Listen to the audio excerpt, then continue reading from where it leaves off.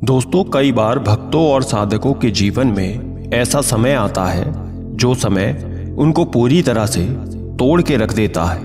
उस समय पर विश्वास भी डगमगा जाता है। कई सारे ऐसे भक्त भी होते हैं जो भगवान का नाम लेना भी छोड़ देते हैं, जो नास्तिक हो जाते हैं, क्योंकि वो उन परिस्थितियों को सह नहीं पाते और ना ही वो ये समझ पाते हैं कि उनके साथ ऐसा क्यों हो रहा है। जो लोग पूजा पाठ करते हैं, भगवान की सेवा करते हैं, उनके दिमाग में बस एक ही बात होती है कि हमें सुख ही सुख मिले, सब कुछ हमारे अनुसार होना चाहिए, जो हम चाहते हैं वैसा ही होना चाहिए, हमारी सारी मनोकामनाएं, हमारी सारी इच्छाएं पूर्ण हो। पर सवाल ये, अगर सुख आप भोगते हैं तो आपके हिस्से का दुख कौन भोगेगा? दोस्तों, आज की ये वीडियो बहुत ही महत्वपूर्ण जानकारी देगी कि जब जो परीक्षा हमारी ली जाती है, जब आपके जीवन में दुख आता है तो आपके साथ कुछ घटनाएं अवश्य होंगी। आपको उस समय किस तरह से खुद को मजबूत रखना है, सब कुछ इस वीडियो में आज बताया जाएगा। वीडियो शुरू करने से पहले छोटी सी रिक्वेस्ट है, अगर आप चैनल पर पहली बार आए हैं तो चैनल को सब्सक्राइब कर लीजिए, रिश्तेदारों और दोस्तों के साथ शेयर जरूर करें, वीडियो को लाइक करके कमेंट में राधे राधे जरूर लिखें, जिससे हमें पता लग सके कि हमारी दी हुई जानकारी आपको अच्छी लगी है। दोस्तों, सुख भोगने का असली मजा तभी आता है जब आपने जीवन में दुख भोग रखा हो, क्योंकि अगर आपको किसी लाइन को छोटा करना है तो उसके लिए सिर्फ उस लाइन के बगल में एक बड़ी सी लाइन खींच दो, जिससे जो पहली वाली लाइन है वो छोटी हो जाएगी। उसी प्रकार जब आपके जीवन में दुख आता है, परेशानी आती है, तभी आपको पता चलता है कि सुख की असली वैल्यू क्या है। एक भूखे को ही अन्न का पता होता है कि अन्न कितना जरूरी है, अन्न कितना महत्वपूर्ण है, कितना विशेष है। जिनके तन पर कपड़े नहीं होते वही कपड़ों की वैल्यू को जानते हैं, जिसके पास घर नहीं है वही घर की वैल्यू को जानता है।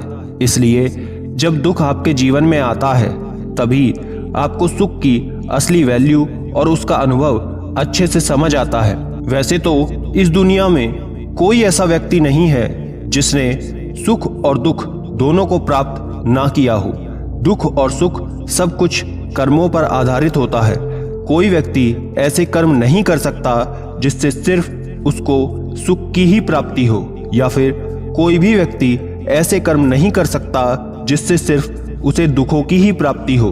पूर्व जन्मों से ही ये कार्य चलता आ रहा है, इसलिए दुख भी भोगने होते हैं और सुख भी भोगने होते हैं। प्रकृति का भी यही नियम है। जब आप पूजा पाठ करते हैं और तब भगवान आपकी परीक्षा लेते हैं, आपके इष्ट देव आके आपकी परीक्षा लेते हैं, तब आप इन सब बातों को समझ नहीं पाते हैं कि वो आपकी परीक्षा क्यों ले रहे हैं। कई लोग जो पूजा भी सिर्फ इसलिए करते हैं कि उन्हें जीवन में कभी दिक्कत नहीं आनी चाहिए, उनको अगर छोटी सी भी कोई दिक्कत आती है तो वो सीधा भगवान को कोसने लगते हैं, भगवान को सवाल करने लगते हैं कि मैं तो आपकी इतनी पूजा करता हूँ, मैं तो बहुत ज़्यादा पूजा पाठ करती हूँ, आपकी बहुत बड़ी भक्त हूँ, फिर भी मुझे इतनी समस्याएं क्यों आ रही हैं। इसके लिए आप एक उदाहरण के तौर पर एक कहानी सुनिए। एक व्यक्ति था जो भगवान की बहुत ज़्यादा पूजा करता था। एक बार उसके पैर में मोच आ जाती है और वो चलने में थोड़ा असमर्थ हो जाता है। फिर वो भगवान के मंदिर में जाता है और वहाँ पर उन्हें ताने देना शुरू कर देता है कि भगवान, मैं तो आपकी इतनी पूजा करता था, दिन रात आपका ही नाम लेता हूँ, और फिर भी आपने मेरा एक्सीडेंट करवा दिया। तब उसी रात भगवान उसके सपने में आते हैं और उसे उस एक्सीडेंट का पूरा मंजर दिखाते हैं और समझाते हुए कहते हैं कि वो कोई मामूली एक्सीडेंट नहीं था, वो एक बहुत भयंकर एक्सीडेंट होने वाला था जिसमें तेरी मृत्यु बिल्कुल निश्चित थी। तो कहीं ना कहीं तेरे कर्म, तेरा पूजा पाठ, मेरा नाम, ये सब लेने के कारण वो इतना भयंकर एक्सीडेंट एक छोटी सी खरोंच में बदल गया। तुझे सिर्फ थोड़ी सी मौत आई है। इसके बाद वो व्यक्ति समझ जाता है कि भगवान के कारण वो कितनी बड़ी समस्या से बाहर निकल पाया। इसलिए दोस्तों, भगवान जब भी आपकी परीक्षा लेते हैं तब वो असल में आपको इस लायक बनाते हैं कि आप अपने जीवन में सफल हो पाए, कि आप उन परीक्षाओं में सफल हो पाए।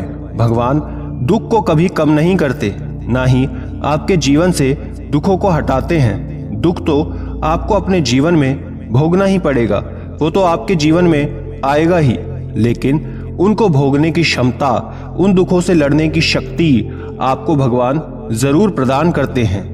और जब आपके अंदर दुखों को भोगने का सामर्थ्य आ जाता है तो आपको दुख नहीं लगेगा। फिर से आप एक उदाहरण समझिए। एक व्यक्ति मिर्ची खा रहा था और जैसे ही उसको मिर्च का एहसास होने लगता है तो उसने तुरंत एक गुड़ की डली को खा लिया और उसको आराम लग गया। फिर उस व्यक्ति से दूसरा व्यक्ति पूछता है कि क्या मिर्च का तीखापन खत्म हो गया? तब वो पहला व्यक्ति जवाब देता है, नहीं, बिल्कुल नहीं, मिर्च का तीखापन तो उतना ही है, लेकिन गुड़ ने मिर्च के तीखेपन को झेलने की शक्ति दे दी, जिससे मुझे बिल्कुल नहीं लगा कि मैंने मिर्च खाई है। भगवान आपके जीवन में जो भी रोल प्ले करते हैं, आपके जीवन में उनका जो कार्य होता है वो यही होता है कि वो आपको इतनी क्षमता प्रदान कर दे, इतनी शक्ति दे दे कि वो दुख आपको दुख ही ना लगे। इसलिए भगवान को दोष मत दीजिए, उनको कोसना बंद करें, अपने कर्म पर ध्यान दें, अपने बुद्धि और विवेक का उपयोग करें। अब हम ये समझते हैं कि